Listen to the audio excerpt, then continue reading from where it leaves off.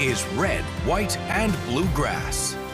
Kentucky Senator Rand Paul is the latest Kentucky politician catching heat from President Donald Trump. Paul says he will not vote for the president's big, beautiful bill over his concerns the bill will increase the nation's debt. The president made several pointed comments on social media saying Paul did not grasp the bill, that he loves voting no on everything and never has practical or constructive ideas. Here's what Paul told me about his view of the bill this week.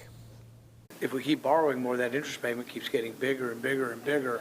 And so I'm just not for borrowing $5 trillion. So I've asked the president to take that off of the bill, just give us the tax cuts and some of the spending cuts.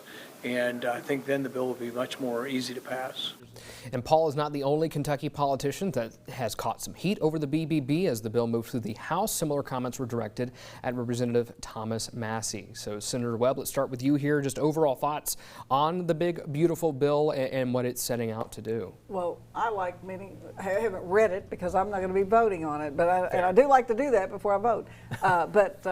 I think there are snippets in there that are controversial, and we've got two Kentucky lawmakers who I've worked with. One's my constituent that I respect a great deal, and one thing about both of them, they are steadfast in their ideology and their positions, and this is not a new position for them to take when it comes to spending and debt. So I respect their opinions, and as a member of the upper chamber, the more deliberative body, I think you have to expect that when the House sends a bill to the Senate. I don't have any problem with the process and discourse, discussion, and views. And Chad knows sometimes we change them and send them back. So this is not remarkable from an institutional standpoint.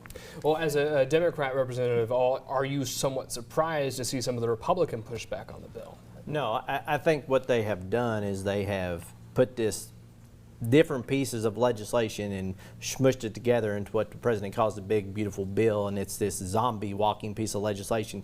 We call them Christmas trees sometime in Frankfurt. You just keep adding, keep adding, keep adding, and it's too much, and they don't go together. I mean, I don't know how any one person, regardless of their ideology, can go along with voting for something that's going to add $3 trillion to the deficit over the next few years.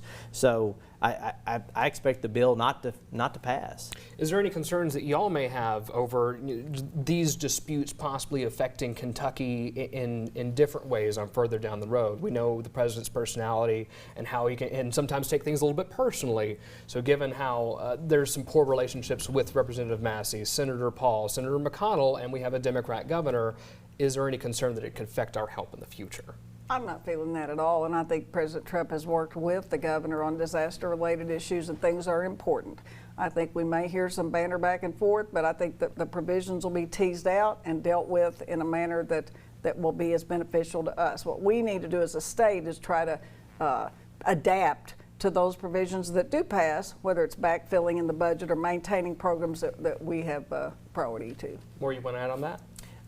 I think the senator is correct. You know, the governor has praised the Trump administration and their response to the federal disasters that we've had, the tornadoes and the floods over and over again. And they've worked together in a bipartisan manner because at the end of the day, we're there to help our people. And that's what we're supposed to be focused on. Now, as far as repercussions and how it falls out for that, politically, that's up to them and that party. Well, as this particular piece of legislation continues moving, where do you expect it to sort of go next? Do you think it will ultimately pass? Not as it is, no.